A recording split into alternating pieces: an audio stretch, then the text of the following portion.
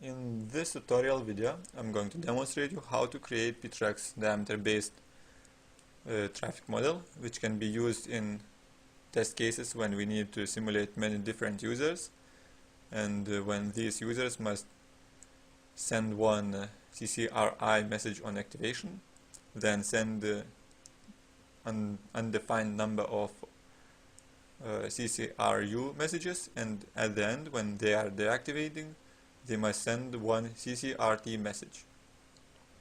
So for this tutorial I'm using ptrack with diameter base package, and let's start. I'll start from scenario creation. So I'm going to use 3 credit control scenario elements, and I'm going to add first one.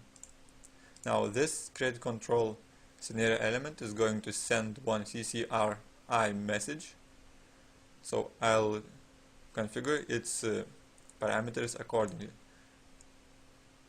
Now I'm going to configure only mandatory AVPs, and I'll start with authentication application ID, which value I must set to 4. Now origin host, this is identity of diameter peer, which I'm going to use for message sending. So in our case it is my.host.com.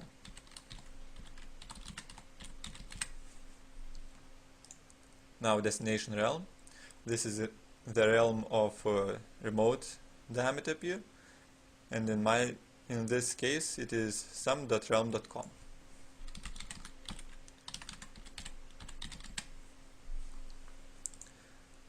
Origin realm I'm going to set to my.realm.com.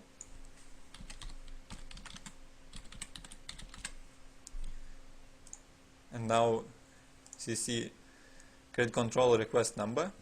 This parameter must be incremented every time a message is sent. So to achieve this, I'm going to use runtime rules. As you can see, we don't have any rules yet, so I'm going to create one. Now let's select increment integer type, and I'll name rule as increment. This rule is going to increment parameters value by 1. Now let's close it and select increment. And also I should make a note that this rule is applied every time scenario element is going to be executed. So because first credit control request number must be equal to 0, so I'm going to set its value as -1.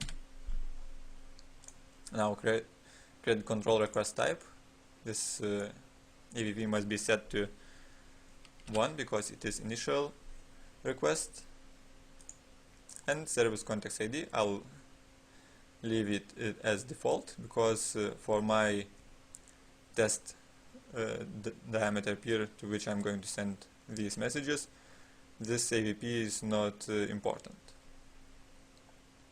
Now let's close the window and add another scenario element.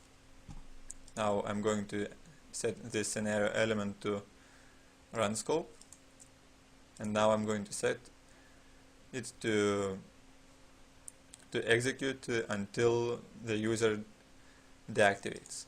So I'll check infinite execution checkbox. Let's save changes, and now I'm going to configure it to send CCRU messages.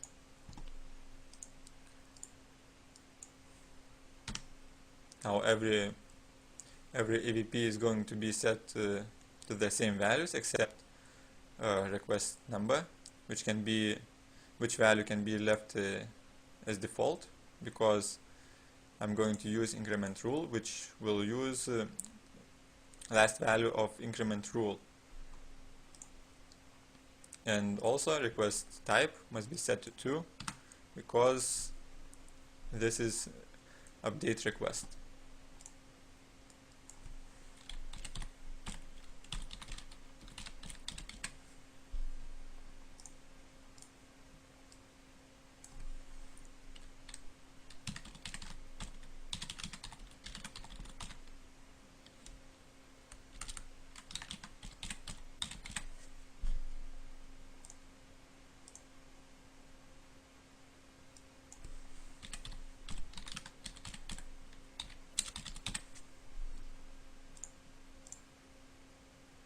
As you can see, I made a mistake.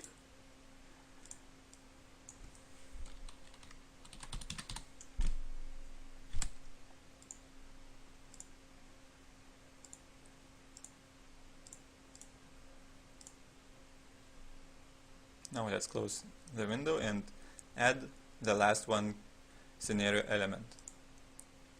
I'll set it to exit scope and configure to send one CCRT message.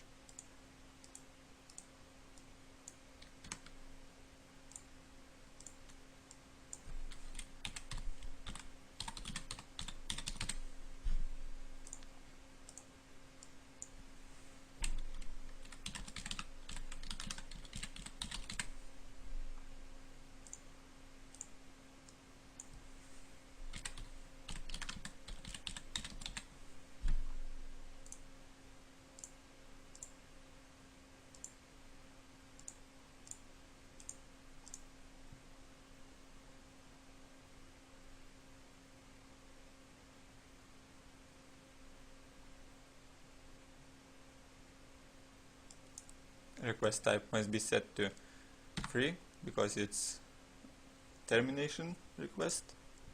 Now close window and close scenario window also. Now I'm going to add one user parameter because I'm going to use more than one user, so I must add username parameter. This parameter I'm going to set to be pool type, and type instance I'm going to set to username.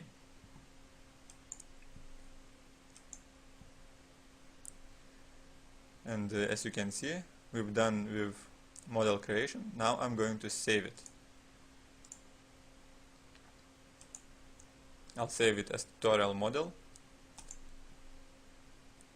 and that's it. This concludes our tutorial. I'm going to test this model in the next tutorial. Thank you for watching.